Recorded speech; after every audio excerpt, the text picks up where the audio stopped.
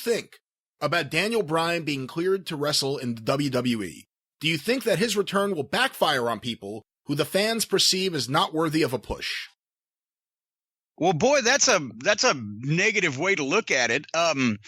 No, I think it's great. First of all, it's great for Bryan. I can't call him Daniel. It's great for Bryan. It's great for his fans.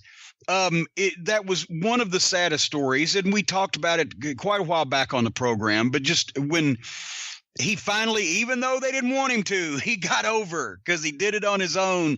And then finally he gets the prize, and then he loses it, and then he comes back, but then he's gone for it. Just, this is the perfect, that's why I say whenever anything, and he'll be over like God at WrestleMania. He'll be over like God wherever he appears from this point on, because I've always said, if something works out perfectly, they didn't plan it that way, because nothing that is planned really ever works out perfectly in wrestling.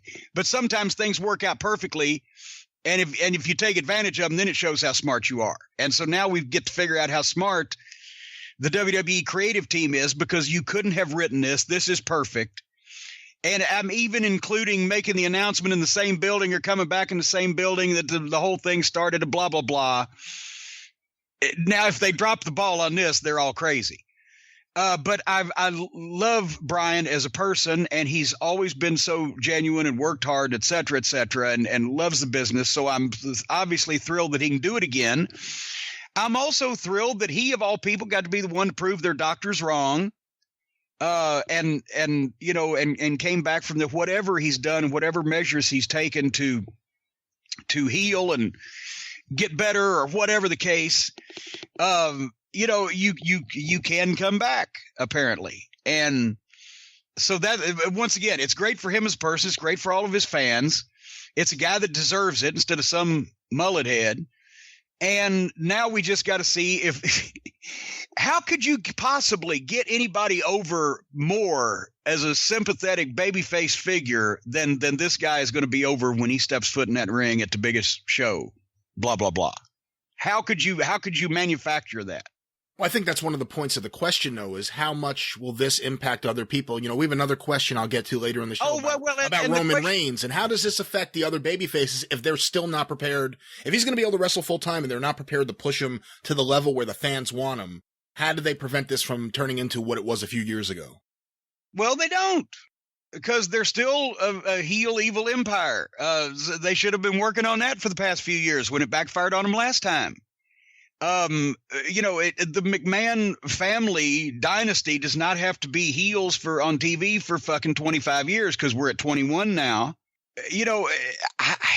It shouldn't reflect badly on any of the other talent that a great superstar comes back, but unless if he can work a full schedule, then they need to put him in the fucking spots people want to put him in. It seems like to me, if they don't want to do that, then they need to, or he can't work a full schedule, then they need to put him in a position where he's obviously doesn't want to challenge for whatever, because he's doing something else, or whatever would reflect badly on their handpicked guys, because elsewise, it may very well happen again, because that's what happens when the promotion is the heels. So, if he can come back full time, I would make this a 2-year Cinderella story run and just put everything I could behind him, because shit changes and you can't write this shit, so you need to take advantage of it. If he's not going to work a full schedule, then obviously he would probably have to be the first one to come out and say, I'm not going to be the champion, because I can do this on a limited basis and I want to make it count, but I don't want to, fucking end my career again just as it's getting started, so I'm not going to wrestle every night. So therefore, I'm not going to hold the championship hostage like some other selfish people. I don't know.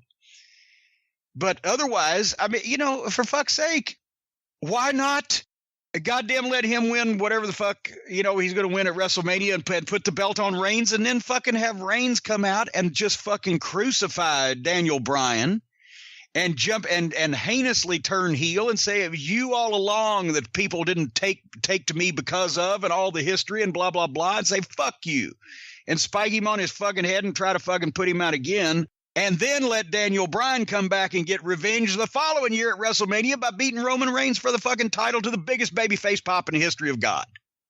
Or just don't. I don't know. And, you know, to the whole argument where if they said, like, we don't want to put the belt on him or make him the top guy because he can't work a full schedule, you put the belt on Brock.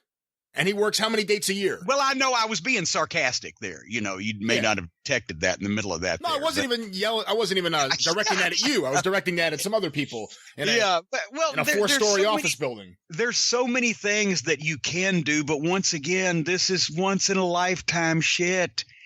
This is if this was in the NCAA tournament or in the UFC, for God's sake, can you imagine of the most popular champion that wins the title but then has to retire because of injury and all this other stuff, and then comes back and defies all the odds and it gets cleared by the testing of the doctors and blah, blah, blah.